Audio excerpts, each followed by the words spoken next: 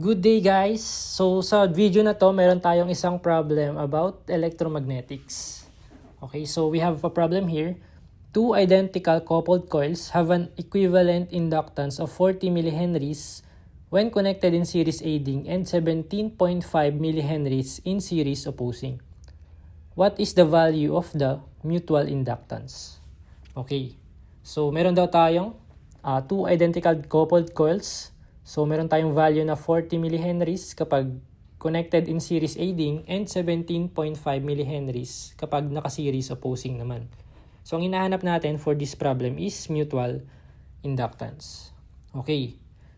So, first, siguro, try muna nating isulat yung formula for series aiding and series opposing para mas ma-visualize natin kung ano yung pwede nating gawin. So, for series aiding, so, LSE na lang. So, LSE aiding. So, inductance to, tapos series aiding. Formula niya is L1 plus L2 plus 2M. Wherein yung M natin is yung mutual inductance. Next naman, for series opposing, LSE, O na lang. So, ang formula is L1 plus L2 minus 2M naman. Okay, so ito yung formula natin for series aiding and series opposing. Yung series aiding natin equal to 40 millihenries. So, 40 times 10 raised to negative 3 is equal to L1 plus L2 plus 2M. And 17.5 times 10 raised to negative 3 naman yung series opposing natin. L1 plus L2 minus 2M naman. So kung titignan nyo, marami tayong variable dito, no? Tatlo. And ang kailangan lang natin is yung M. Okay.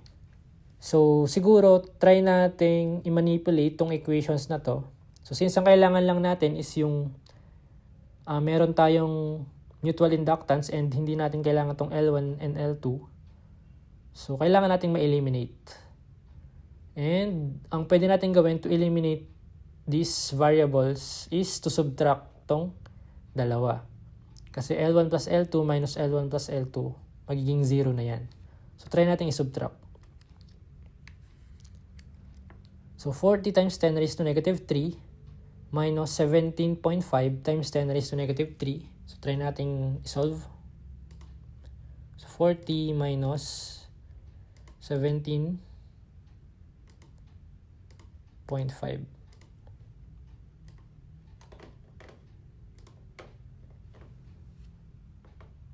So, ang sagot is 22.5.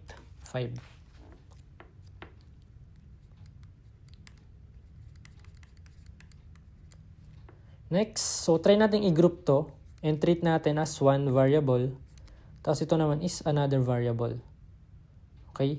So, L1 plus L2 minus L1 plus L2 magiging 0 na siya. Next, 2M minus negative 2M.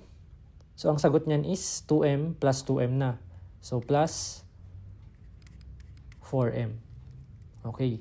So, wala na yung 0 na yan. So, 22.5 times 10 raised to negative 3 equals 4M. So, kung makikita nyo, iisa na lang yung variable natin, no? So, pwede na nating masolve yung mutual inductance. So, M is just 22.5 times 10 raised to negative 3 divided by 4.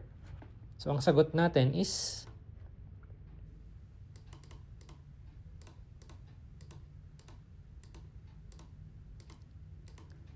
5.625 times 10 raised to negative 3.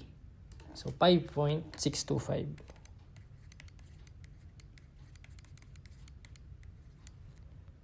And ang unit natin for inductance is Henry. Okay, so kung titignan natin yung choices natin, so ang magiging sagot natin for this problem is letter B.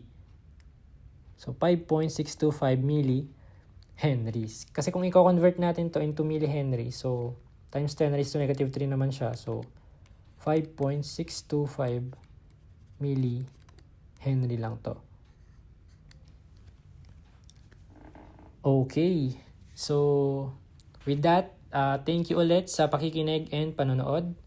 Sana nagustuhan nyo tong video na to and see you again sa next videos natin. Bye guys!